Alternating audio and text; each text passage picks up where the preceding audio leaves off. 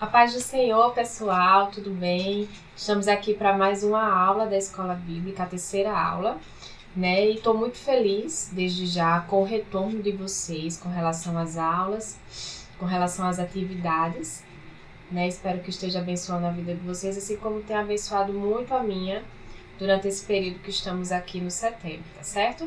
E de antemão, quero já deixar avisado que eu nunca passarei uma atividade, tá certo? Relacionada a aula que eu dei. Então, a atividade que eu passei semana passada foi relacionada à aula de hoje.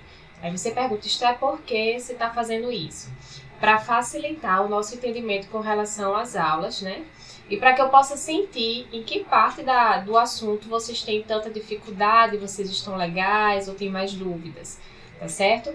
Então, eu sempre vou fazer dessa forma, até para forçar a gente um pouquinho a estudar mais aquilo que a gente não sabe, tá certo? Então, a atividade da aula passada foi relacionada à aula de hoje, e hoje eu vou passar uma atividade relacionada à aula que será dada semana que vem, tá certo? Então, fiquem bem atentos com relação às atividades e também fiquem à vontade para pesquisar com pessoas, em livros, né? Até mesmo da cabeça de vocês, aquilo que vocês acham e entendem com relação às perguntas. Tá certo? Fiquei muito feliz com o retorno das respostas do que eu vou falar nessa aula, tá certo? Embora alguns tenham pesquisado, mas isso também é muito importante e interessante. Então, fiquei bem feliz com as respostas e fiquei também feliz com a sinceridade de vocês com relação às respostas, né? E teve algumas pessoas que colocaram, Esté, eu li, reli, não entendi nada dessa pergunta, não entendi nada dessa frase, né? Que foi a quarta pergunta que nós vamos falar hoje um pouquinho sobre aquela frase. E eu gostei muito dessa sinceridade de vocês, porque aí é que eu sinto onde a gente tem mais dificuldade, onde a gente sabe menos ou sabe mais, e a gente pode desenvolver uma aula melhor para vocês, tá certo? Então, essa sinceridade que eu quero ao longo das aulas, se realmente vocês entenderam, se não compreenderam, se a aula foi um pouco fácil, foi difícil, e eu gostei muito desse retorno, tá certo? Então, vamos para o que interessa, que a aula de hoje está muito legal, e o meu desejo, minha oração, sempre a mesma, que o Espírito Santo continue falando aos nossos corações, né, de gratidão a Deus por termos essa oportunidade de aprender a palavra dele, e que o Senhor venha abrir a nossa mente, o nosso coração, para amarmos e entendermos cada vez mais a palavra dele, amém? Então vamos para a aula, prepare seu caderno, a Bíblia, que hoje a gente vai usar, tá certo?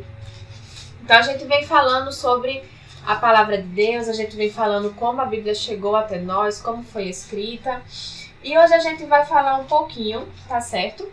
Daquilo que eu perguntei a vocês na atividade da semana passada, que é justamente sobre os testamentos, mas o tema da aula de hoje é a revelação do plano de Deus, certo? A gente tem que entender que a Bíblia toda em si, ela fala do plano de Deus para a humanidade, né, para a sua criação e para o seu povo principalmente, tá bom? E aí, como eu expliquei a vocês, o Seteb, esse livrinho ele é dividido em 7 perguntas, em alguns 5, outras 7. E aí eu vou lendo essas perguntas e a gente vai desenvolvendo a aula, tá certo? Ao longo do vídeo. Então, o tema da aula de hoje é isso, a revelação do plano de Deus, tá certo? Então, temos que nos lembrar que a Bíblia inteira, ela é completa por essa revelação do plano de Deus para a humanidade, para a sua criação e principalmente para o seu povo. Tá bom? Então vamos lá. O ponto 1 da aula de hoje diz o seguinte: por que a Bíblia está dividida entre o Antigo e o Novo Testamento, tá?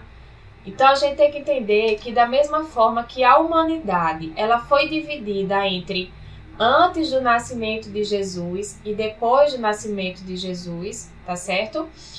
O Novo e o Novo e o Antigo Testamento também ele vem para falar justamente dessa revelação do plano de Deus, tá certo? Então, a humanidade ela foi dividida no tempo antes da vinda de Jesus Cristo, do nascimento, e depois do nascimento de Jesus, tá certo?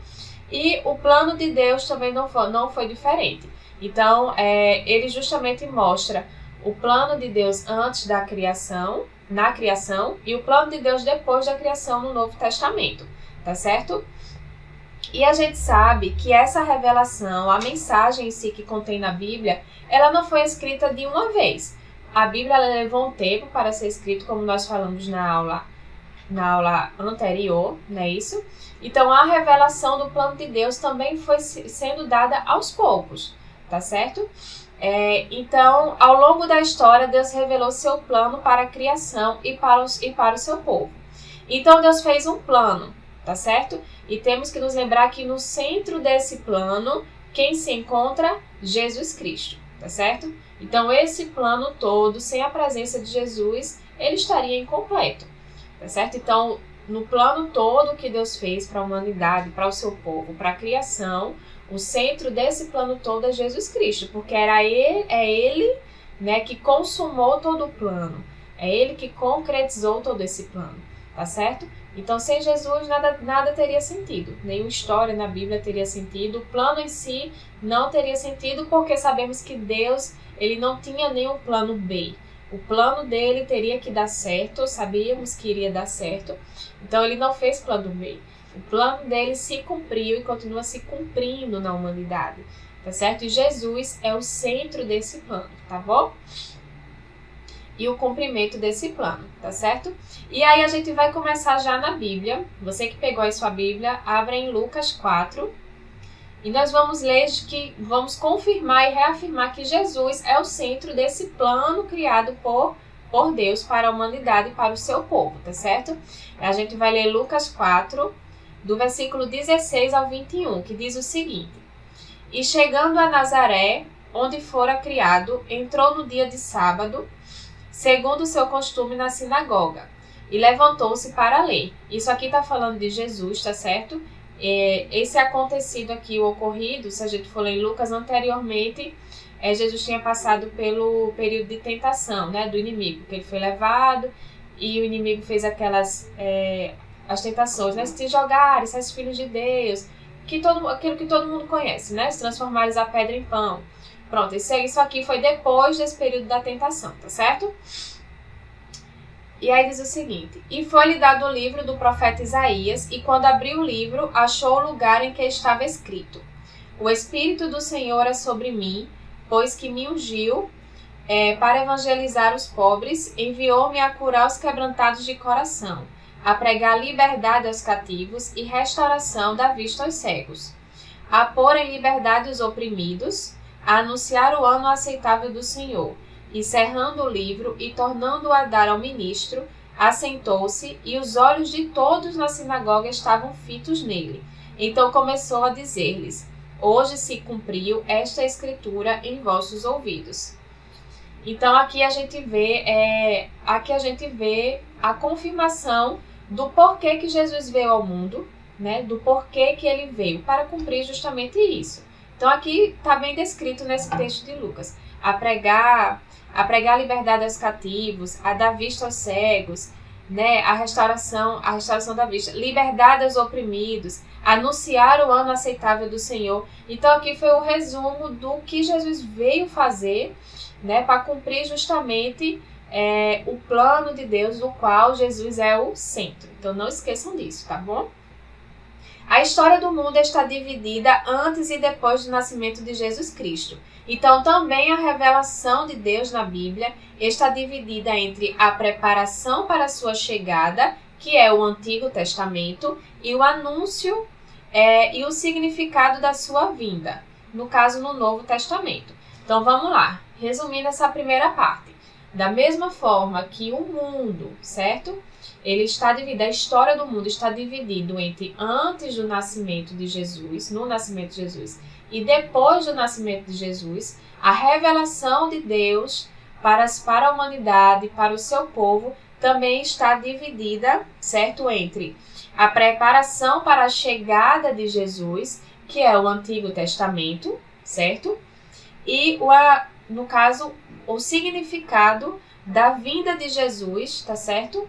E a anunciação dessa vinda no Novo Testamento, tá? Então, Antigo Testamento, preparação para a vinda, e o Novo Testamento, a chegada e o anúncio dessa chegada através dos profetas, tá certo? Para a preparação para a chegada de Jesus, tá certo? Então, isso tudo tá dentro da revelação de Deus, tá certo? Da vontade de Deus para a humanidade, tá bom? Essa foi a primeira pergunta. E aí a gente fala, certo, Mas a revelação de quê? O que é que Jesus veio, o que é que Deus tinha através dessa revelação, o que era que Deus tinha com o povo? Era um pacto, era uma aliança, o que é que acontecia diante disso? E aí a gente vai para o segundo ponto, mas antes de ir para o segundo ponto, eu vou entrar dentro de uma perguntinha que eu fiz a vocês, que é justamente sobre testamento, tá bom? E aí tem, por que essas duas divisões principais da Bíblia são chamadas de testamento? E aí eu coloquei para vocês o que significava para vocês a palavra testamento na Bíblia, tá certo? Então, primeiro, o significado da palavra testamento em si, tá? Segundo o nosso dicionário Google, é um ato mediante o qual uma pessoa dispõe dos seus bens, no todo ou em parte, para depois da sua morte. Então, ela faz um documento comprovatório desse ato, tá certo? Então, a gente sabe, vou passar meus bens para tal pessoa depois que eu morrer. Eu tenho que fazer isso, um testamento, tá certo? E aí tem todo aquele processo, né? Então, não basta só eu dizer de boca, isso não vai valer de nada.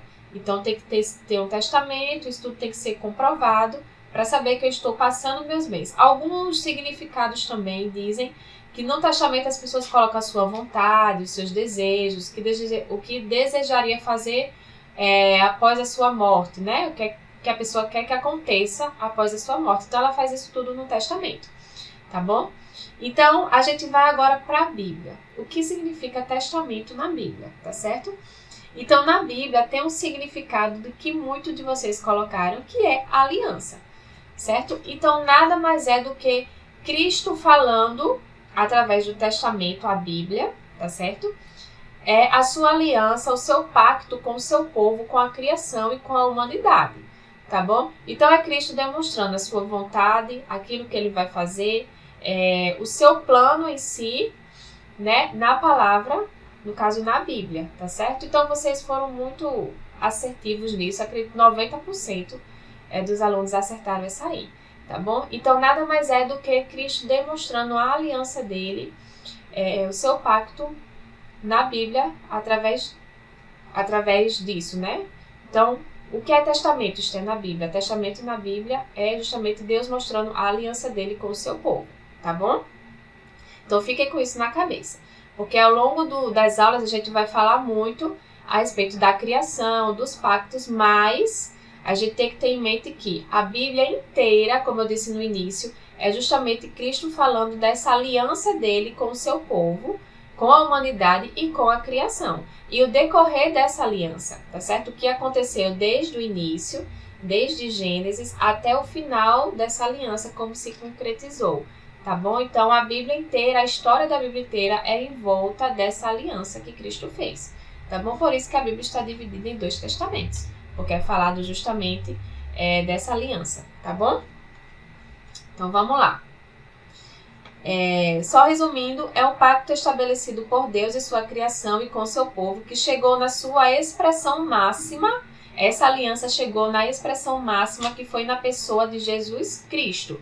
Então, tudo se resume a Jesus Cristo. Se não fosse Jesus para cumprir essa aliança, para estar no meio desse plano perfeito de Deus, nada disso poderia ser possível, tá certo? Então, essa aliança atingiu seu ponto máximo, que foi na pessoa de Jesus Cristo, tá certo?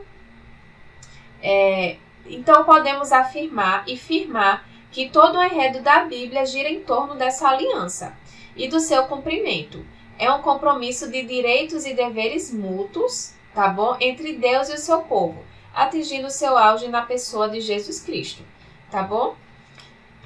Então, a gente vê ao longo dos testamentos, né, ao longo da Bíblia em si, que é uma questão de aliança de direitos e deveres mútuos. Então, é uma troca de Cristo para nós, certo? Então, vai havendo esse direito e dever, tá certo? De Cristo, do seu povo, e atinge o seu ponto máximo na pessoa e na excelência de Jesus Cristo, tá certo? Que quem concretizou tudo isso foi ele, tá bom? Então, por isso que as divisões são chamadas de testamento, porque justamente as duas falam da aliança de Deus com o seu povo, com a criação também, tá certo? Então, a gente vai agora entender um pouquinho do que é constituído o Antigo e o Novo Testamento, tá? E aí a gente vem do que é constituído o Antigo Testamento. O Antigo Testamento nada mais fala da aliança que Deus iniciou fazendo, tá bom? Que foi lá no Éden.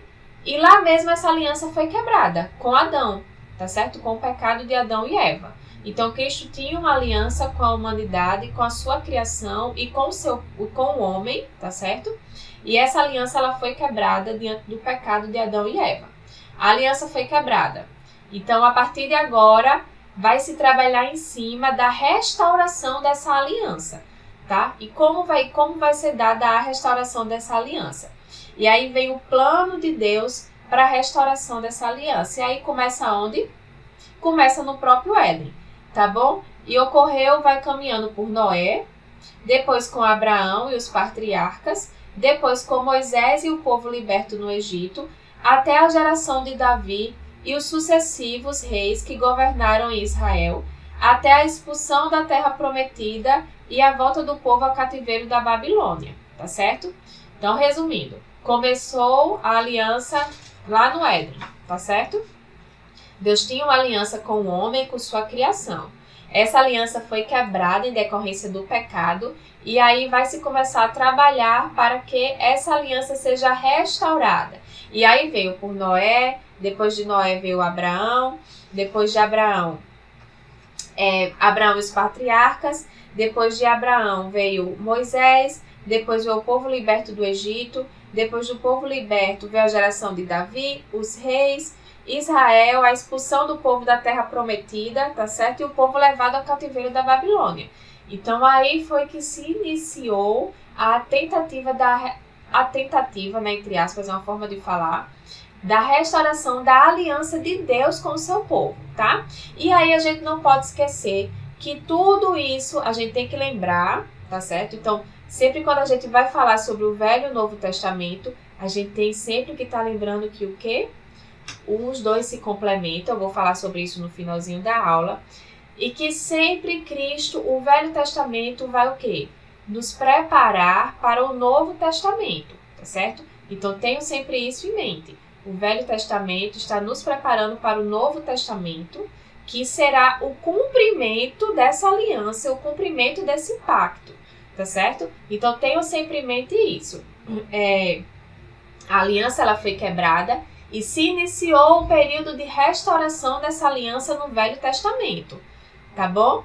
Esther, tem alguma diferença? Tá, no Novo Testamento aconteceu, no Velho Testamento aconteceu isso, no Novo Testamento vai acontecer outra coisa. Há uma ligação entre os dois ou são duas coisas totalmente distintas? Não, a gente sempre tem que encarar a Bíblia, tá certo? Encarar o Novo e o Velho Testamento como coisas que se complementam e se concretizam, tá bom? Vou falar um pouquinho sobre isso no final.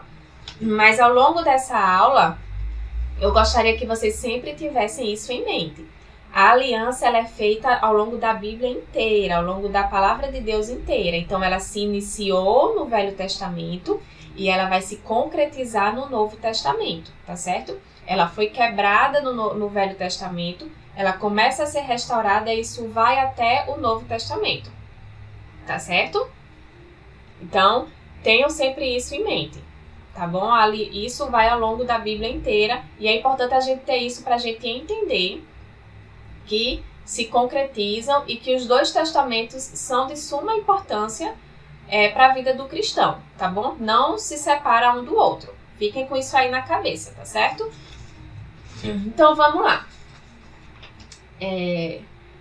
Tal narrativa, portanto, compreende a oferta soberana e graciosa de Deus de um relacionamento da aliança com o ser humano, a incredulidade e a rebeldia da parte do homem ao resistir, tá certo, a essa oferta e ao amor resoluto e santo do Senhor a anunciar e preparar o caminho para a chegada de Jesus Cristo que veio reconciliar o homem a Deus. Então foi o que eu acabei de falar. A gente vê muito no Antigo Testamento justamente essa questão da tentativa da reconciliação do homem com Deus, da restauração da aliança, e a gente sempre vai ver o homem meio que lutando com Deus para que essa aliança meio que às vezes fica meio difícil de se restaurar, né? Então a gente vê isso muito, por exemplo, no povo no deserto. né? É um povo que clamava, que pedia, que queria estar perto de Deus, por mais que não conhecessem Deus, né, como nós conhecemos hoje. O povo não tinha a imagem de Deus como nós temos hoje, né? Mas eles procuravam a Deus quando as coisas estavam ruins e depois deixavam Deus quando as coisas estavam muito boas. Né? No próprio deserto, Deus fez tanta coisa pelo povo e mesmo assim o povo reclamava e fizeram deuses. Né? Então, a gente vê sempre no Antigo Testamento essa questão da tentativa de um restabelecimento de uma aliança. Né? E sempre o Velho Testamento ele vai prefigurar a pessoa de Cristo. Isto é, como assim prefigurar a pessoa de Cristo? Sempre a gente vai ver que Deus ele vai fazendo pacto e ele sempre vai mostrando, preparando o povo para a vinda de Cristo que será no Novo Testamento. No finalzinho eu vou explicar mais ou menos a vocês como consiste nessa prefiguração. E aí a gente vai entender um pouco de uma forma mais clara, tá certo? O porquê que os dois testamentos se completam e não podemos dividi-los, tá? Então, primeiro, fiquem com isso em mente. Isto é, do que fala o Velho Testamento. O Velho Testamento é a aliança que Deus tinha com o homem com a sua criação, foi quebrada pelo pecado de Adão e Eva, essa aliança, pelo pecado do homem, e aí começa o desejo, né? Começa, no caso, a se formar o pacto para que essa aliança seja restaurada ao longo da humanidade, tá? A aliança de Deus com o seu povo. Deus fez um plano para que essa aliança fosse restaurada, tá? E uma coisa bem interessante que eu queria deixar aqui para vocês, como eu disse no início, isso não foi um plano B de Deus, tá? Adão e Eva pecou, e agora? O que é que a gente vai fazer? Vamos fazer um plano para que possa ser restabelecida essa aliança. Não. Deus já tinha tudo preparado, né? Sabemos que Deus é soberano, então Deus já sabia, né? Que essa aliança seria quebrada e que ele faria um plano para que essa aliança fosse restabelecida com o seu povo. Então, nada mais do que graça e misericórdia de Deus para com o seu povo, tá certo? Então, o Velho Testamento fala sobre isso e a preparação para o Novo Testamento, para a vinda de Jesus, tá bom?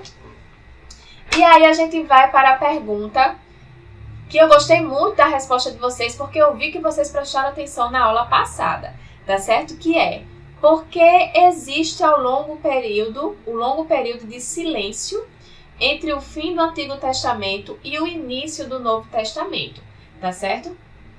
Esse período de silêncio se deu no final do livro de Malaquias, tá certo? Que foi o último profeta. E depois disso, Deus não falou mais com o seu povo. Através de profeta, não teve mais profecia, não teve mais nada. E aí foi o período de silêncio que muitos chamam do período de silêncio de Deus, né? Muitos falam sobre o período de silêncio de Deus. E aí eu vou ler um pouquinho aqui para vocês, mas depois eu vou contar da parte histórica desse período de silêncio, tá? Para que a gente entenda o porquê que houve esse período de silêncio, tá bom? Desse finalzinho do Antigo Testamento para o Novo Testamento, tá certo? Embora Deus tenha permanecido em aparente silêncio entre o anúncio do profeta Malaquias, no caso o último profeta do Antigo Testamento, e o nascimento de Jesus Cristo quase 400 anos depois, anunciado primeiro pelo evangelista Mateus, isso não quer dizer que Deus estava ausente. Então a gente pode pensar, Deus estava em silêncio, então ele meio que estava ausente, deixando o povo viver da forma que queria. A gente tem que lembrar que Deus ele tem o plano, que a gente fala desde o início, tá certo? Então tudo isso estava dentro do plano de Deus, tá bom? Deus também ele não estava inoperante, ele estava operante e ele sabia o que estava fazendo, tá certo? Deus permitiu que o povo de Israel se submetesse a vários reinos pagãos, tá certo? Até a ascensão do Império Romano, a fim de preparar o seu povo e o mundo para a chegada de Jesus. Como eu disse, Deus não faz nada em vão, né? Isso e nada pega Deus de surpresa. Então ele tinha um propósito do motivo pelo qual ele ficou em silêncio durante esse período, tá certo? Isso se chama de período intertestamentário, tá certo? Para facilitar essa palavra, entre os testamentos. Então, entre o Antigo e o Novo Testamento foi onde houve esse período de silêncio, depois do profeta Malaquias e até o início do livro de Mateus, tá certo? Foi onde houve esse período de silêncio. E aí eu li aqui sobre o povo de Israel que ficou submetido a reinos pagãos. E aí eu vou ler um pouquinho dessa história que aconteceu com eles, para que a gente entenda um pouquinho do propósito de Deus ter ficado em silêncio durante esse período, tá? Vamos lá. O Império Persa estava controlando Israel. Os persas permitiram que os judeus voltassem a praticar seus costumes religiosos com pouca interferência. Até mesmo permitiu que eles pudessem reconstruir o seu templo e adorar lá. Esse período inclui os últimos 100 anos da Antiga Aliança, tá certo? Ou o Antigo Testamento, e mais ou menos os primeiros 100 anos do período interbíblico. Alexandre o Grande acabou derrotando Dário da Pérsia, assim ele introduziu o reino grego ao mundo. Alexandre era aluno de Aristóteles e era bem estudado na política grega e filosofia. Devido à vitória dele sobre a Pérsia, ele começou a promover toda a cultura grega sobre o território conquistado. Como resultado disso, o Antigo Testamento hebraico foi traduzido ao grego. Lembra que a gente falou na primeira aula? E essa tradução passou a ser conhecida como Septuaginta, que a gente já falou, que foi a tradução da Bíblia do hebraico para o grego, tá certo? Do Velho Testamento. Alexandre permitiu que os judeus voltassem a cultuar na maneira deles. Então estava tudo muito bem, né? Estava tudo muito ótimo. A gente estava podendo adorar bem, indo cultuar direitinho lá, fazer o seu culto. O povo estava vivendo super bem, tá certo?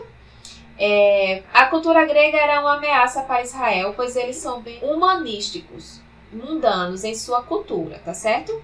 Depois da morte de Alexandre, então, por mais que tivessem esses desencontros, tá certo?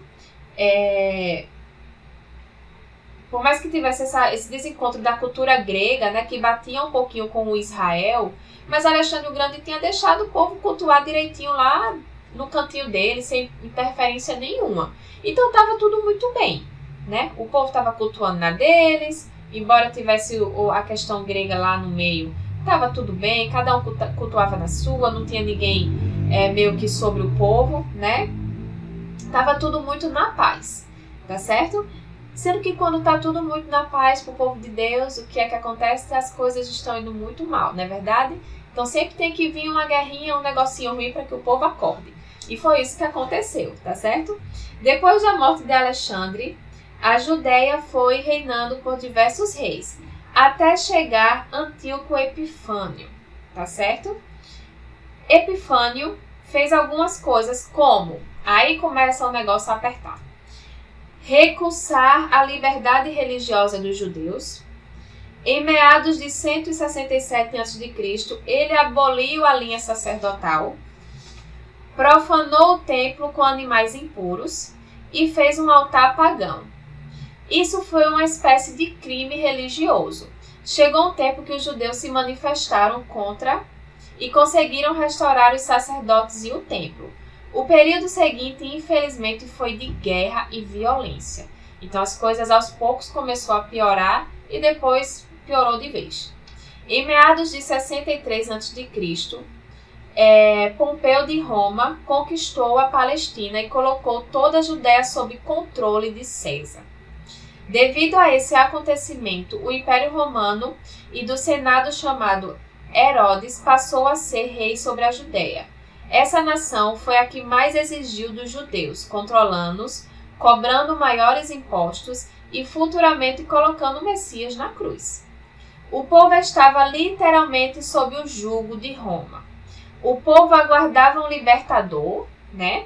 Agora as três culturas estão em Israel. Que culturas são essas? Romana, grega e hebraica. Então a gente tem três culturas agora em Israel. A gente tem que lembrar que por mais que isso foi de uma forma vista mal naquele tempo, mas depois isso foi bom de uma certa forma, tá certo? Até para a chegada de Jesus, tá bom? Mas sendo que estava tudo misturado, três idiomas falando na época de Jesus. Então tinha três idiomas diferentes. Então esses são os três idiomas que se falavam naquela época. Então durante o período que os romanos e os gregos ocupavam Israel, surgiu dois grandes grupos religiosos e políticos muito importantes, que foram os fariseus e os saduceus. Então, resumindo essa história do período de silêncio de Deus, o que foi que aconteceu? Estava tudo muito bem, o povo, né, por mais que começasse a existir, no caso que a questão política, começou a existir um povo que não estava muito favorecendo o povo de Deus, mas estava num período bom, que o povo adorava, tinha seu templo. Aí daqui a pouco começa a vir, né, o povo que começa a meio que massacrar o povo de Deus, a destruir os templos, a privar mais, até chegar ao ponto de abolir de toda forma. E daí o povo começa a ser muito massacrado, né? Que a gente vê, que a gente leu aqui, que eu li aqui, que o povo começou a ser cobrado mais impostos, o trabalho começou a ser de uma forma mais forçada, né? Isso mais firme. Na verdade, aí o povo começou a sentir na pele o desespero e a necessidade de um Messias.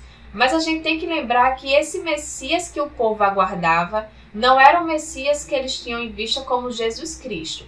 O Messias que esse povo aguardava era alguém que provavelmente viria com um exército, alguém que viria montado no cavalo e que iria destruir tudo aquilo que estava acontecendo, todo o povo que estava contra eles naquele tempo, né? Iria existir uma guerra política para que pudessem libertar eles. O que o povo tinha em mente era isso, e não o Messias Jesus que viria. Por isso que quando Jesus veio, né, a gente lê isso logo no início do Novo Testamento, né, Jesus ele vem justamente fazendo o contrário daquilo que o povo esperava. Jesus entra montado em cima de um jumento, né?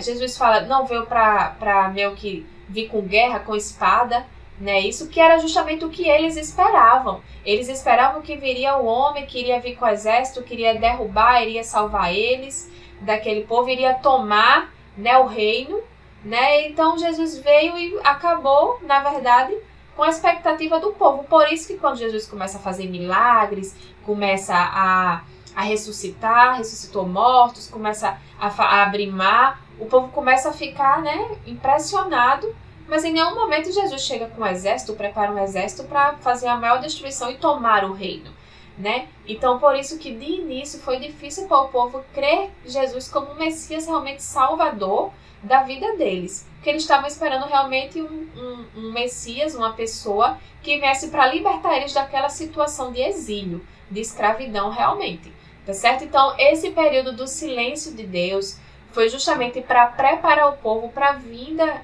do caso de Jesus. A gente sabe que o povo de Deus é preparado dentro de dificuldades, né, gente? Qual o momento pelo qual a gente procura mais Deus? É justamente quando estamos passando por momentos difíceis, por momentos de lutas, por momentos de incertezas, né? O período que estamos vivendo hoje é um momento desse, onde as pessoas procuram Deus, onde as pessoas oram mais, onde as pessoas leem mais a Bíblia. Por quê? O crente não pode ter um minuto de paz, porque se o crente tiver um minuto de paz, a gente esquece de Deus, não é verdade? Então, foi através disso que Deus preparou o povo realmente para sentir essa necessidade de alguém que viesse libertá-los. Mas essa mentalidade de libertá-los de quê? Isso ainda foi desenvolvido muito depois, né? Isso que foi justamente do pecado, que foi o nosso problema desde o início, né? Então, o povo precisava ser preparado para essa vinda. Então, foi justamente nesse período de silêncio que houve toda essa história, né? Preparando o povo para receber Jesus, tá bom? E Jesus veio justamente tirando a expectativa toda que o povo estava de um Messias, não é verdade? E vale salientar também que na aula passada eu falei sobre os livros apócrifos. E foi justamente nesse período de silêncio de Deus que esses livros apócrifos foram escritos, né? 90% desses livros foram escritos nesse período de silêncio de Deus, tá certo? Por isso que a gente fala que são livros literários, né? São livros muito bons para leitura, mas não foram realmente livros inspirados, né? Realmente foram escritos nesse período de silêncio. Então, para a questão histórica, eles são maravilhosos porque foi escrito dentro desse período do silêncio de Deus.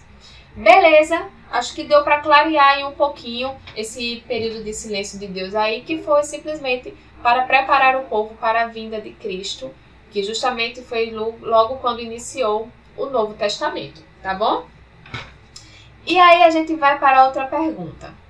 Do que é constituído o Novo Testamento? A gente falou do Velho Testamento, do Antigo, e agora a gente vai falar do Novo Testamento, tá certo? Em contraste com o Antigo Testamento, cuja história compreende vários séculos, o enredo do Novo Testamento percorre algumas poucas décadas. E que décadas são essas? É entre o nascimento de Jesus, sua morte, sua ressurreição, sua ascensão, tá certo? E o nascimento e o crescimento da igreja primitiva, tá? Então, enquanto o Antigo Testamento ele foi por longo de vários anos, tá certo? O Novo Testamento ele percorre pouco período, que é justamente esse período. É o nascimento de Jesus, sua morte, ressurreição, ascensão e o nascimento e crescimento da igreja, tá certo? Então, o Novo Testamento ele é basicamente em torno disso, tá bom? Encontramos no Novo Testamento, portanto, o anúncio e o significado da vinda de Jesus ao mundo e a repercussão dessa proclamação no nascimento e na vida da igreja. E o anúncio da preparação para a volta de Cristo e consumação da história, tá certo? Então, tudo começou com a vinda de Jesus, tá certo? A vida de Jesus em si até a sua ascensão. Após a ascensão de Jesus, foi a proclamação, tá certo? Dele mesmo, da sua vida para a igreja. Então, foi quando nasceu a igreja começou a crescer. E a partir disso, também começou a proclamação da vinda de Cristo, que chegou até nós e está no nosso tempo hoje, tá certo? Então, o Novo Testamento, ele é resumido a isso. Desde o nascimento de Jesus até a preparação do povo da sua igreja para a sua vinda, tá certo? E que isso está sendo feito pelo Espírito Santo, tá certo? Então, estamos agora no ministério do Espírito Santo. Ele está preparando a sua igreja, a igreja de Deus, para a vinda de Jesus, onde essa aliança, esse pacto será concretizado, né, na vinda de Deus, tá certo? De Jesus. Então, o Novo Testamento fala basicamente disso, tá certo? Então, se cremos no Novo Testamento, devemos crer também no Antigo Testamento? Com certeza, tá certo? Um testamento não existe sem o outro. O Antigo Testamento não existe sem o Novo Testamento, tá certo? Então, é justamente o que eu disse que ia falar no início. Não tem como nós crermos no Antigo Testamento e não crer no Novo Testamento. Se eu crer só no Antigo e não crer no Novo, eu vou crer que Cristo preparou uma aliança com o seu povo, tentou restabelecer essa aliança, porém essa aliança não foi concretizada. Como assim? Deus quer fazer uma aliança com o povo e como é que isso aconteceu? Né? Se essa aliança está sendo concretizada no Novo Testamento, como eu não posso crer no Novo Testamento, posso crer só no Velho, no Antigo? Né? Se essa aliança, se o centro desse pacto é Jesus Cristo, e Jesus Cristo veio no Novo Testamento, não tem sentido eu crer só no Antigo, tá certo? Da mesma forma, eu crer só no Novo Testamento e não crer no Antigo. Se o Novo Testamento é a concretização daquilo que estava sendo proclamado no Antigo Testamento, como eu posso crer só no Novo? Então, como eu disse a vocês, os dois testamentos se complementam. Eu não posso crer só em um e não crer no outro, né? Por isso que nós não cremos, por isso que é muito triste quando a gente vê, né, algumas religiões, né, não crendo em si no Novo, no Velho Testamento, quando algumas pessoas falam, mas isso é específico do Velho Testamento, não se faz mais, não se usa mais, né? Isso é do Novo Testamento, né? E só se aplica ao Novo Testamento. A gente segue só o Novo porque vivemos no Novo Testamento, né? Não vivemos mais nada do Velho, essas coisas são do Velho. Enfim, a gente sabe que tem várias justificativas para isso, mas a gente tem que entender que quando vier alguma dúvida ou alguém vier questionar a nós sobre fazemos tal coisa, mas essa tal coisa está no Antigo Testamento, por que vocês praticam? Porque a Bíblia em si ela é completa, certo? Por mais que exista essa divisão, de Antigo e Novo Testamento, a Bíblia ela é um livro só, ela é uma história só e as duas coisas se complementam.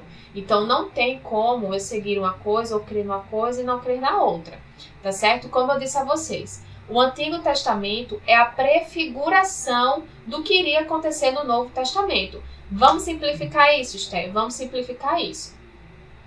Aí a gente começa lá, quebrou a aliança, tá certo? Aí a gente começa a ver o restabelecimento dessa aliança. Quando esse restabelecimento começou em quem que eu disse? Em Noé. Começou em Noé, certo? Quando Noé sai da arca, qual a primeira coisa que ele faz? Ele faz um altar. E o que é que ele faz nesse altar? Ele oferece uma oferta, tá certo? E aí tem toda a oferta que ele faz, ele oferece a oferta ao Senhor, né? E isso a gente sabe que Deus não pediu nada a ele, isso aí foi do coração, tá certo? E a ingratidão e tal, tem toda aquela cena que todo mundo sabe e conhece. Dessa oferta de Noé, diz que vai para quem? Para Moisés. E aí chega em Moisés, que qual é a história de Moisés? A libertação do povo. A gente liga com o Novo Testamento, tá certo? Quem veio para libertar o povo no Novo Testamento? Jesus, através da sua morte e ressurreição. No Velho Testamento, quem foi usado por Deus para libertar o povo? Moisés, tá certo? Então aí a gente já vê uma prefiguração de Jesus, no Velho Testamento para o Novo. Moisés foi usado por Deus para libertar o povo do exílio, tá certo? Das mãos do rei. E aí a gente vê no Novo Testamento Jesus, certo? Cumprindo para nos libertar do pecado, das garras do inimigo. A primeira prefiguração, tá certo? De Moisés vem quem? Vem Abraão, não é isso? Não, gente, perdão. Antes de Moisés vem Abraão, perdão. Vem Noé, aí vem Abraão com a questão do sacrifício do seu filho, que Deus pediu, tá certo? E aí a gente vê a prefiguração de Deus e Jesus, o sacrifício do seu único filho, tá certo? Questão de obediência, tá bom? É isso aí. Já quis pular para Moisés. Depois de Abraão veio Moisés, que eu contei tudo a vocês, já contei, tá certo? E depois de Moisés vem quem? Depois de Moisés, veio o povo liberto do Egito, né? E aí veio Davi, veio o povo que reinou, que governaram Israel, a expulsão do povo da terra prometida e voltou ao cativeiro, né? E eu falei em Moisés porque eu queria frisar a história. Na história de Moisés a gente vê muito a prefiguração de Jesus, né, no Antigo Testamento. Outra questão da prefiguração é a questão da Páscoa, tá certo? O que é que pede o que é que Moisés fala para impedir que Deus manda Moisés falar para impedir que os primogênitos fossem mortos, né? Que passassem o sangue de um cordeiro, aí vem toda aquela história, imaculado, o melhor, né? Que matasse, comessem na noite, mas que o sangue desse cordeiro fosse passado nos umbrais da porta, né? E aí quando o anjo da morte passasse, o primogênito não morreria daquela residência, daquela casa, né? Então isso também prefigura Jesus no Novo Testamento. O quê? Nós que fomos lavados pelo sangue de Cristo, o sangue de Jesus imaculado, do Cordeiro Perfeito, por isso que Jesus é chamado de Cordeiro Perfeito, né? A morte não chegará a nós, né? A morte não chegará às nossas vidas, no caso a morte espiritual, a morte eterna, né? Então, isso, gente, em vários pontos do Antigo Testamento nós vamos ver a prefiguração de Jesus que se cumpre no Novo Testamento, tá certo? E então, se complementa. Então, por isso que a gente fala que o Antigo Testamento, ele é a preparação para o Novo Testamento. Então, no Antigo Testamento, Jesus, de uma certa forma, já estava sendo anunciado através dos profetas, através dos acontecimentos, através daquilo que Jesus falava e fazia com os profetas, já estava prefigurando o que Jesus viria a fazer no Novo Testamento, já estava preparando o povo. E também através da prefiguração do povo. O povo de Israel, no Egito, prefigura muitos de nós hoje, onde Cristo quer restabelecer essa aliança, onde Cristo procura restabelecer essa aliança, mas sempre o povo quer andar para trás, o povo sempre erra, o povo só procura Deus quando precisa. E a gente vê essa questão hoje em dia também no Novo Testamento, isso também. O povo só procurava Jesus no Novo Testamento porque ele fazia milagres, porque ele curava, porque ele multiplicava, mas não realmente pelo que Jesus era.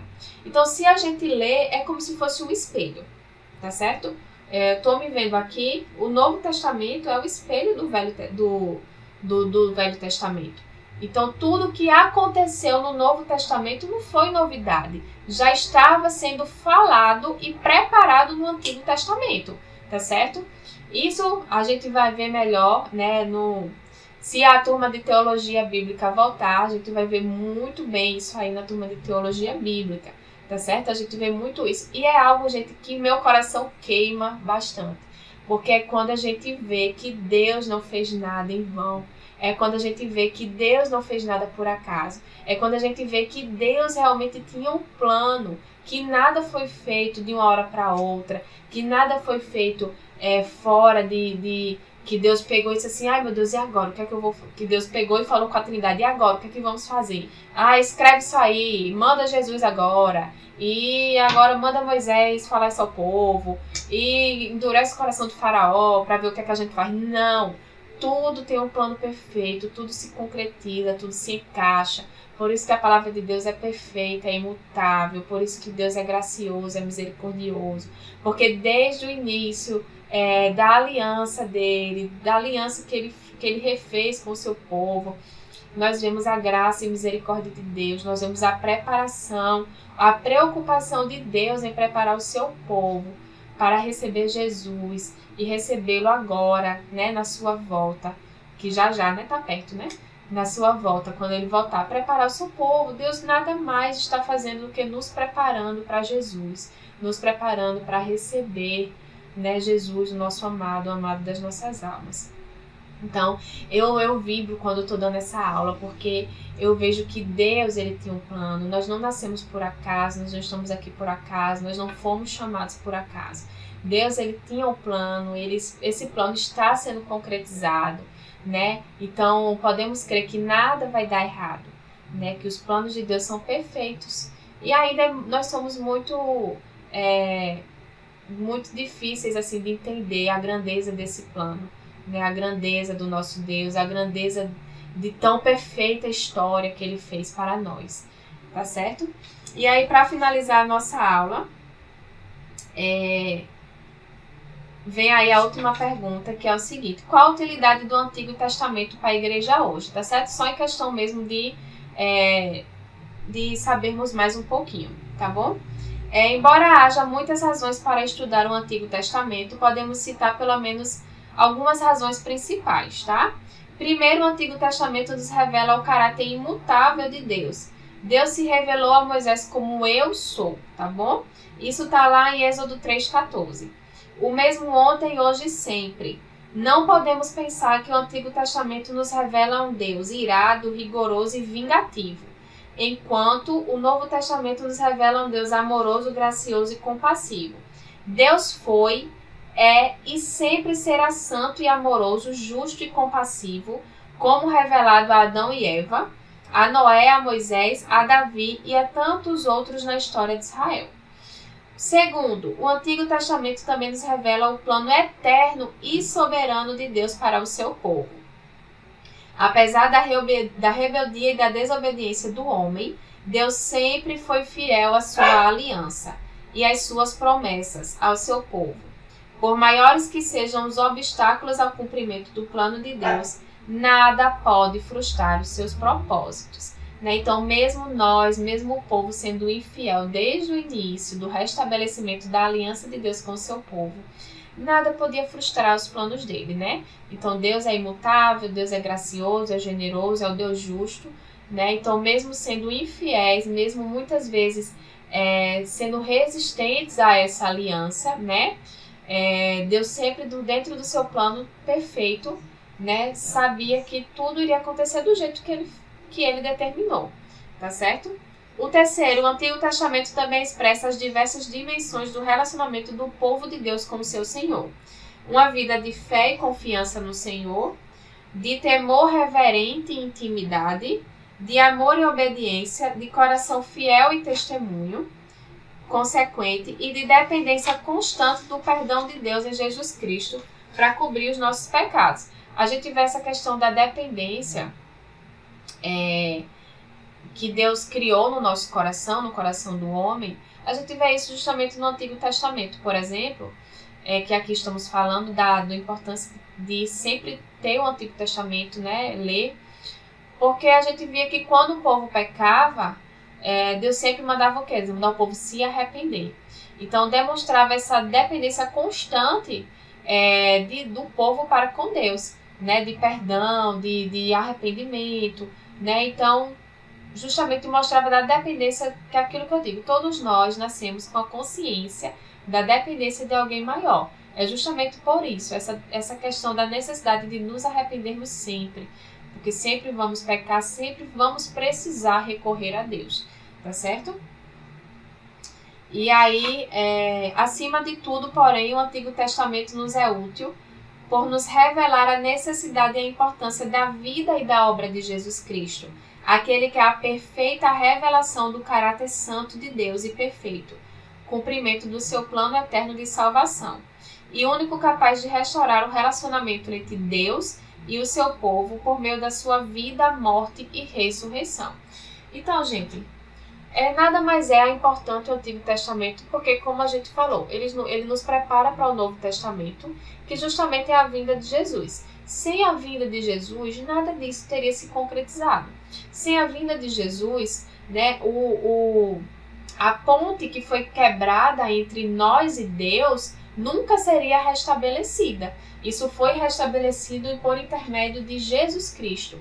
Por isso que desde o início a gente fala que o centro do pacto, o centro da história, o centro dessa revelação de Deus, da sua aliança, é Jesus. Porque isso se concretizou em Jesus. Por isso que do Antigo ao Novo Testamento vem preparando o povo para Jesus. Porque foi ele quem fez isso, foi ele o único cordeiro, a única pessoa, o único homem capaz de restabelecer essa aliança de Deus com o seu povo, foi Jesus Cristo. Por isso que a gente chama, a Bíblia se chama Jesus de segundo Adão. Porque a partir do primeiro homem, que foi Adão, entrou o pecado no mundo e foi quebrado essa aliança, a partir de Jesus Cristo, essa aliança pode ser restaurada e podemos ser curados e ser libertos desse pecado, né? Na sua vinda. Isso é maravilhoso, gente. Isso é motivo de gratidão a Deus. Isso é motivo de vibrarmos no nosso coração, louvar e agradecer ao Senhor por essa revelação tão maravilhosa e tão perfeita. É algo que enche o meu coração de alegria e eu fico até emocionada dando essa aula, porque a gente vê a perfeição de Deus, a gente vê a perfeição do plano dele para com o seu povo, a perfeição do amor de Deus para com o seu povo, mesmo sendo imerecedores.